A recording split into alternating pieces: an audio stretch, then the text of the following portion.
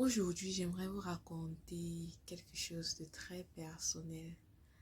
C'est une situation que j'ai vécue récemment, mais qui m'a permis de comprendre l'importance de ne pas laisser certaines paroles, de répondre et de réagir à certaines paroles en tant que personne hypersensible.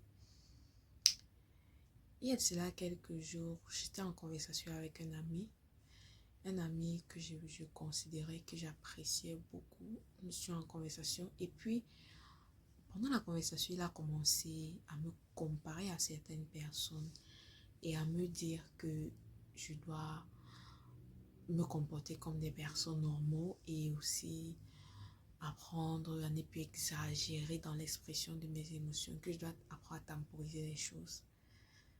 Mais sur le coup, je me suis sentie, what? Je me suis sentie mal. Et parce que c'était, comme j'ai dit, c'est une personne que je considérais beaucoup, que je me disais qu'il me connaissait. Mais en même temps, j'ai aussi ressenti le besoin de répondre et de mettre les points sur les i et de remettre les pendules à l'heure. Il fallait que je dise quelque chose. Et je me suis retournée vers lui. Et je lui ai dit sincèrement qu'il arrête de me comparer. Je déteste quand on me compare à d'autres personnes. Et lorsqu'on le fait, ça me faisait hyper mal.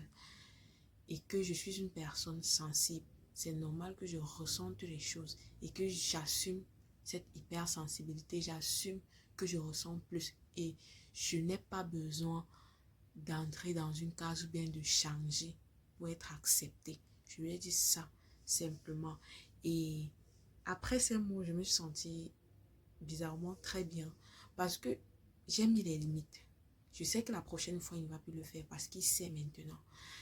En tant que personne hypersensible, apprenons à dire non quand ça ne va pas. D'arrêter quand ça ne donne pas.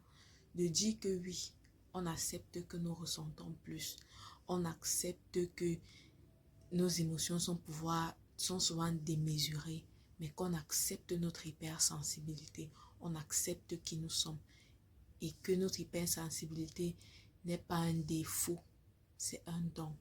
Et nous apprécions ce don-là. Moi, je me sens bien parce que j'ai appris à dire non et à mettre certaines limites dans mes relations parce que en tant que personne hypersensible, je ressens tellement beaucoup.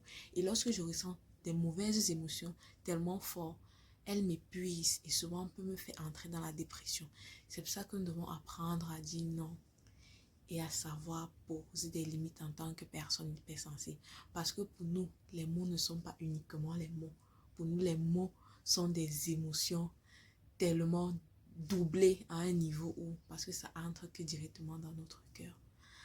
Alors, si cette vidéo t'a plu et tu aimerais avoir certaines vidéos de mon expérience, de comment je vis mon quotidien en tant que personne hypersensible, n'hésite pas à t'abonner et à cliquer sur la cloche de notification pour ne rater aucune de nos vidéos. Parce que comme j'ai dit ici, on parle avec le cœur et non avec la tête.